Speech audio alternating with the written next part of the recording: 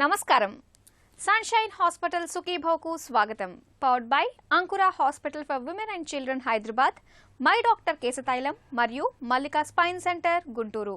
ఈరోజు కార్యక్రమంలో పిల్లలు వారి వయసుకు తగ్గట్టుగా బరువు పెరగకపోవడానికి కారణాలు, పిల్లలు తగినంత బరువు పెరగడానికి తల్లిదండ్రులు తీసుకోవాల్సిన జాగ్రత్తల గురించిన ప్రత్యేక కథనంతో మీ ముందుకొస్తోంది నేటి సుఖీభవ. వయసుకు ఎత్తుకు తగ్గట్టుగా బరువు పెరగటం అనేది పిల్లలకు ఆరోగ్య లక్షణం. కానీ ఇవాళ చాలా మంది పిల్లలు కడుపు నిండుగా తినడం అనేదే గగనమైపోతుంది. ఆటపాటల్లో పడి పిల్లలు ఆకలిని సైతం మర్చిపోతున్నారు. అమ్మ వెంటపడి బలవంతంగా తినిపిస్తున్నా వద్దు వద్దంటూ మొహం అడ్డంగా తిప్పేస్తూ ఉంటారు. ఫలితంగా చాలా మంది పిల్లలకు తక్కువ బరువు అనేది ప్రధానమైన సమస్యగా ఉంటుంది. కొన్ని రకాల ఇన్ఫెక్షన్లు, జబ్బులు కూడా పిల్లల్లో తక్కువ బరువుకు కారణమవుతున్నాయి. పిల్లలు తగినంత బరువు పెరగకపోవడానికి కారణాలు, పరిష్కార మార్గాల గురించి ఇప్పుడు తెలుసుకుందాం.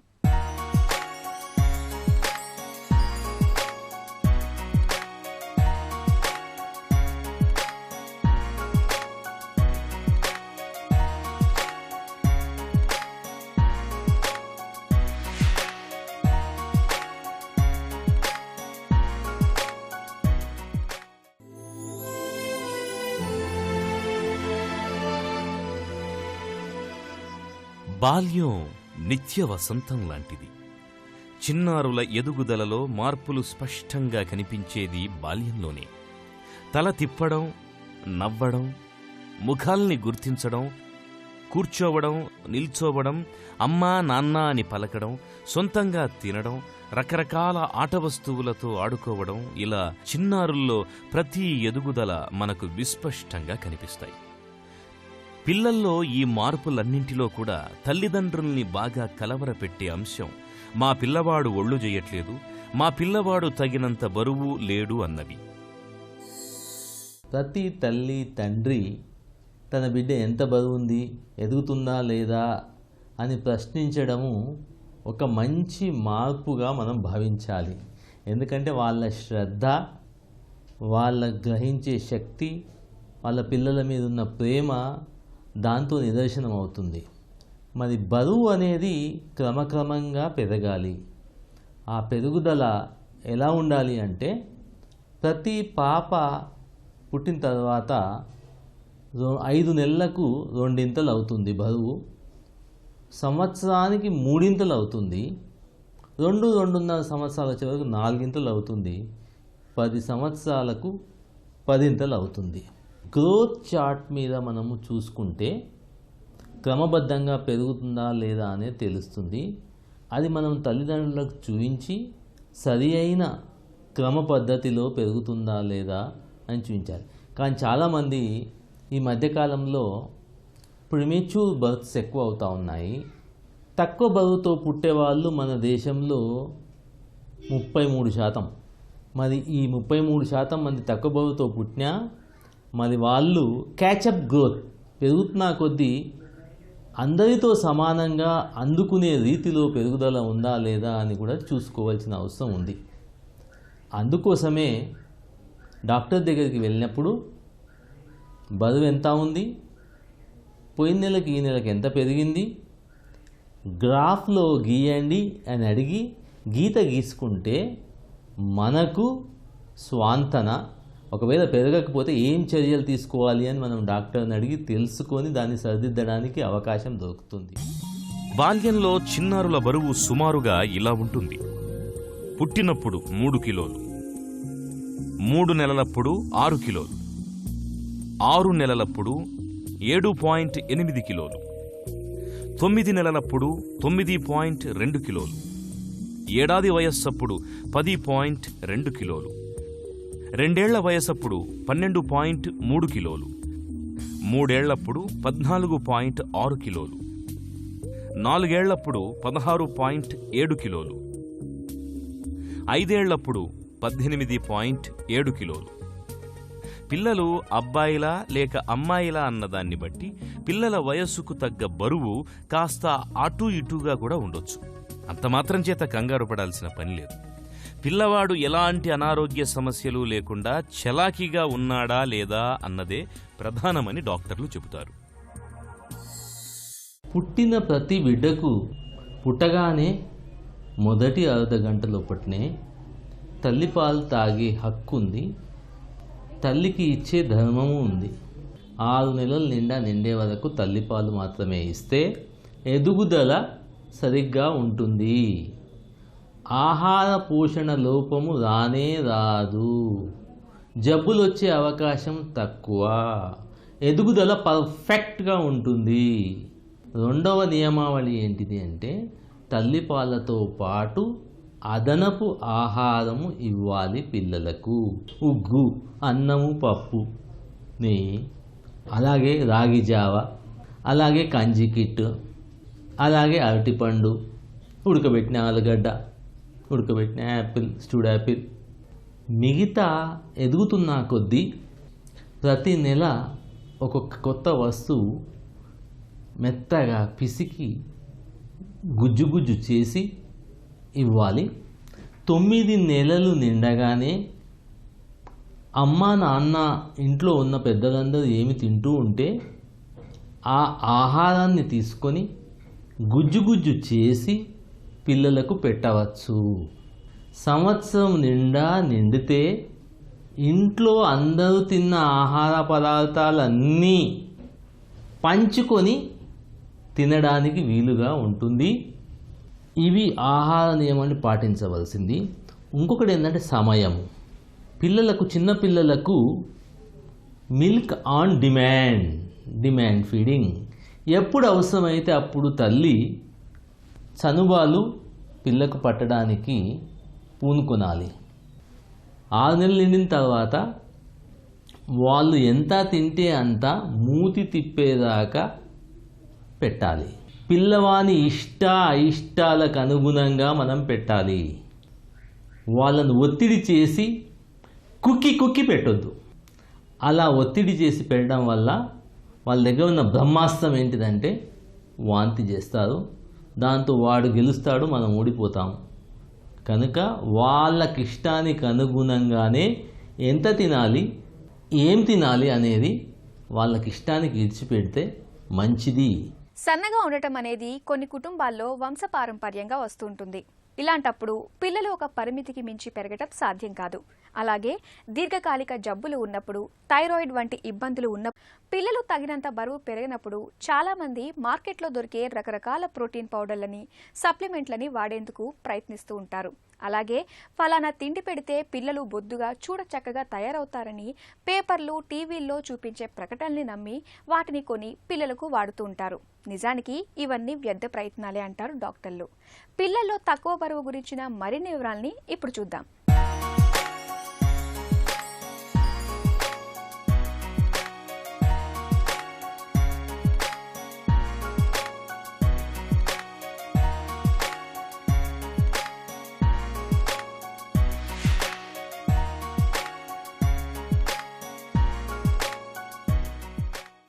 బరువు ఎక్కువగా ఉండడం, బరువు తక్కువగా ఉండడం, ఈ రెండూ కూడా పిల్లల్లో ఇబ్బందులు సృష్టించేవి.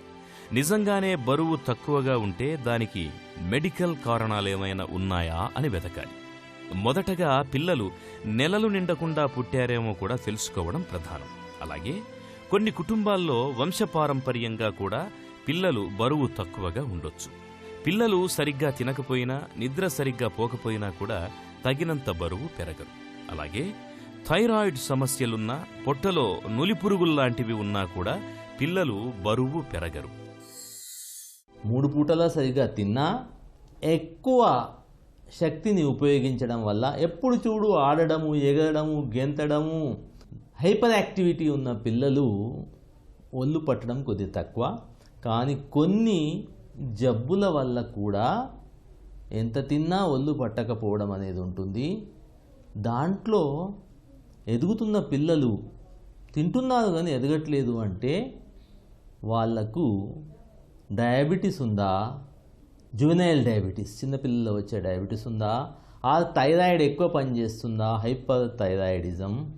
అది కాకుంటే మనము వాళ్ళ వంశపారంపర్యంగా వాళ్ళ తల్లిదండ్రులు, అక్కజనులు, వాళ్ళ కాన్స్టిట్యూషన్ ఎలా ఉంది, వాళ్ళ జెనెటిక్ స్ట్రక్చర్ ఎట్లా ఉంది అని కూడా విశ్లేషించవలసిన అవసరం ఉంటుంది. ఇవన్నీ పరిగణలోకి తీసుకొని అసలు ఎంత తింటున్నారు అని కూడా మనం లెక్క వేయాలి. లెక్క వేసి వయసుకు తగ్గట్టు ప్రోటీన్లు, క్యాలరీలు ఆహారం తింటున్నారా లేదా, బ్యాలెన్స్డ్ డైట్ తింటున్నారా లేదా అని మనం చూడాలి. ఒకవేళ అంతా తినొచ్చు, జింక్ లోపం ఉందనుకో ఎదుగుదల ఉండదు. ప్రోటీన్ తింటున్నారు, క్యాలరీలు తింటున్నారు, అన్నీ తింటున్నారు, జింక్ లోపం ఉన్నారు. జింక్ మామూలుగా పప్పు దినుసులలో, నట్స్లలో, మాంసాహారాల్లో ఎక్కువగా ఉంటుంది. ఒక మాంసకృతులు అనేవి తినకపోయినప్పుడు, పప్పులు, నట్స్, డ్రై ఫ్రూట్స్ అటువంటి తినకపోయినప్పుడు ఈ మైక్రోన్యూట్రియంట్ జింక్ డెఫిషియన్సీ వచ్చే అవకాశం ఉంటుంది. జింక్ లోపం ఉండడం వల్ల వాళ్ళు బరువు పెరగరు, ఎదుగుదల ఉండదు, ఎస్పెషల్లీ ఎత్తు పెరగదు.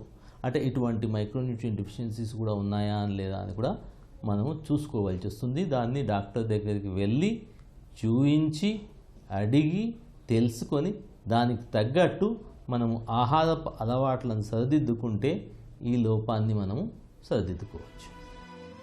పిల్లలు నిజంగానే బరువు తక్కువగా ఉన్నారంటే మాత్రం దానిని సీరియస్గా పట్టించుకోవాలి. లేదంటే పిల్లల్లో అది అనేక సమస్యల్ని తెచ్చిపెడుతుంది. బరువు తక్కువగా ఉన్న పిల్లల్లో విటమిన్ల లోపం, మినరల్స్ లోపం, ఇంకా రోగనిరోధక శక్తికి దన్నునిచ్చే యాంటీ ఆక్సిడెంట్స్ లోపం వచ్చే ప్రమాదం ఉంది. అలాగే బరువు తక్కువగా ఉన్న పిల్లల్లో క్రమంగా ఎముకలు పెళుసుగా తయారవడం, అలాగే రక్తహీనత వచ్చే ప్రమాదం కూడా ఉంది. ఇంకా జలుబు, ఫ్లూ జ్వరాలు కూడా ఈ పిల్లల్లో ఎక్కువ. అలాగే ఇన్ఫెక్షన్లు సోకే రిస్క్ కూడా ఈ పిల్లల్లో ఎక్కువే. పిల్లలు తక్కువ బరువుగా ఉండే అనేది ఒక శాపమే అనుకోవాలి. ఎందుకు అంటే ఈ పిల్లలలో 10 రెట్లు ఎక్కువ విరేచనాలు పెట్టే అవకాశం ఉంటుంది, జబ్బులు, ఇన్ఫెక్షన్స్. అలాగే శ్వాసకోశ వ్యాధులు, నిమోనియా, థ్రోట్ ఇన్ఫెక్షన్, చెవి ఇన్ఫెక్షన్ 5 ఎక్కువ వచ్చే అవకాశం ఉంటుంది తక్కువ బరువుతో ఉన్న వాళ్లకు. వేరే జబ్బులు కూడా వచ్చే అవకాశం ఉంటుంది. ఎందుకంటే రక్షణ కవచం తక్కువ పరిణామంలో పనిచేస్తుంది కనుక జబ్బులు వచ్చే అవకాశం ఎక్కువ వీళ్ళకు. అదే కాకుండా చాలా తక్కువ పోషణ ఉండి సీవియర్ అండర్ న్యూట్రిషన్ ఉంటే వాళ్ళు 8 నుంచి 10 మరణానికి గురయ్యే అవకాశం ఎక్కువ ఉంటుంది. ఇవే కాకుండా తక్కువ బరువు ఉన్న వాళ్ళు పెద్దగైన తర్వాత పొట్టిగా, సన్నగా ఉండే అవకాశం ఉంటుంది పెద్దగైన తర్వాత. అదే కాకుండా వాళ్ళ ఐక్యూ, ఇంటెలిజెంట్ కోషెంట్ 10 నుంచి 15% మిగతా వాళ్ళతో పోలిస్తే తక్కువగా ఉండే అవకాశం ఉంటుంది. కనుక ఆహార లోపం వల్ల అండర్ న్యూట్రిషన్ వచ్చినప్పుడు జబ్బులే కాకుండా క్వాంటిటీ ఆఫ్ లైఫ్ అంటే మరణాలు సంభవించే అవకాశం ఉంది. క్వాలిటీ ఆఫ్ లైఫ్, తక్కువ సామర్థ్యంతో గ్రహించే శక్తి, తక్కువ చదువుకోవడం, తక్కువ ఐక్యూ ఉండడం, అంటే ఫుల్ పొటెన్షియల్ ఆ బాలుంది పెద్దగా అయ్యే వరకు మనం తీసుకోలేని పరిస్థితి ఏర్పడుతుంది. పిల్లలు వారి వయసుకు తగ్గట్టుగా బరువు పెరిగినప్పుడు తల్లిదండ్రులు ఏం చేయాలి? తగినంత బరువు పెరిగేందుకు ఎలాంటి జాగ్రత్తలు తీసుకోవాలి? రోజువారీ ఆహార పదార్థాల్లో ఎలాంటి జాగ్రత్తలు తీసుకోవాలి? మొదటి వివరాల గురించి ఇప్పుడు చూద్దాం.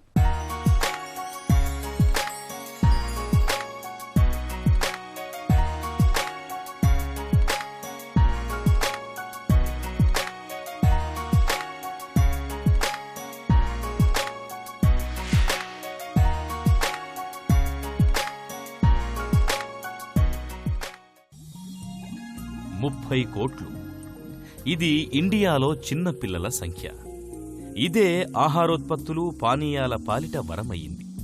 పిల్లల్ని ఆధారంగా చేసుకుని దాదాపు ₹1,000 కోట్ల కృత్రిమ ఆహార పానీయాలు మార్కెట్లోకి వెల్లువలా వచ్చి పడుతున్నాయి.